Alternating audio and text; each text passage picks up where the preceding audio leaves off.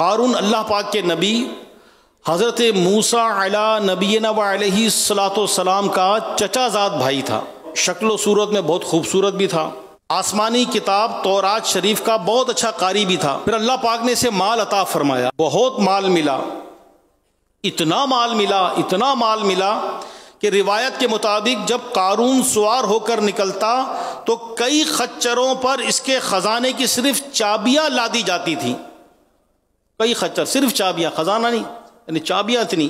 اتنا مال ملنے کے بعد ہونا تو یہ چاہیے تھا کہ یہ اللہ پاک کا شکر گزار بندہ بنتا کہ اللہ تو نے مجھے مال عطا فرمایا ہے، اللہ پاک کی نعمتوں کا شکر ادا کرتا اور اللہ پاک کے قریب ہوتا. لیکن اس پر ایسی بدبختی طاری ہوئی، ایسا بد باطن نکلا کہ اس نے سرکشی اختیار کی اور منافق ہو گیا. علماء کرام فرماتے ہیں قارون جو تھا وہ حضرت موسیٰ علیہ السلام سے حسد کیا کرتا تھا. چنانچہ اس بدبخت نے چند لوگوں کے ساتھ مل کر اپنی ایک الگ جماعت بنا لی. اس نے ایک عالی شان گھر بنایا، اس پر سونے کا دروازہ یعنی گولڈ، سونے کا دروازہ لگوایا، دیواروں پر بھی سونے کا کام یعنی گولڈ کا کام کروایا. بنی اسرائیل کے جو لوگ تھے صبح شام اس کے پاس آتے، اس کے پاس بیٹھ کے کھانے کھاتے، گپے لگاتے، قارون کو ہنساتے، اس کے ساتھ مذاق کرتے. قارون موسیٰ علیہ السلام کو بہت تکلیف پہنچاتا، رنج پہنچاتا.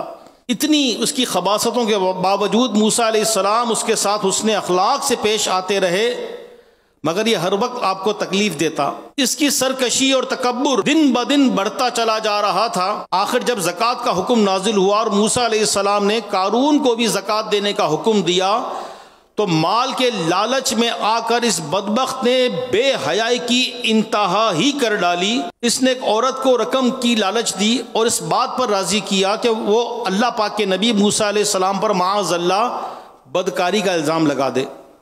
وہ عورت بھی مال کے لالچ میں آ گئی اور اس اتنے بڑے گناہ کے لیے وہ راضی ہو گئی. مجمع جمع ہوا بنی اسرائیل کا، اور اس مجمع میں موسیٰ علیہ السلام پر یہ گندا الزام لگانے کے لیے جب اس عورت کو پیش کیا گیا تو موسیٰ علیہ السلام کا دیدار کر کے اور موسیٰ علیہ السلام کے جلوے دیکھ کر اس عورت پر ایسی ہیبت طاری ہوئی کہ اس نے موسیٰ علیہ السلام پر یہ گندا الزام لگانے کی جرت نہ کی، بلکہ اس پر ایسا خوف طاری ہوا کہ جو کچھ تھا اس نے سب کچھ بتا دیا سچ سچ کہ موسیٰ علیہ السلام ایسے نہیں، یہ تو قارون نے مجھے پیسہ دے کر اس کام کے لیے راضی کیا تھا. اس پر بھی قارون ناکام و نامراد ہوا. لیکن قارون کی اتنی گھٹیا شرارت دیکھ کر موسیٰ علیہ السلام کو بہت دکھ ہوا. موسیٰ علیہ السلام نے سر سجدے میں رکھا اور عرض کیا، اے اللہ پاک، اگر میں تیرا سچا رسول ہوں تو قارون پر غضب نازل فرما دے. اے اللہ، اگر میں تیرا سچا رسول ہوں تو قارون پر غضب نازل فرما دے.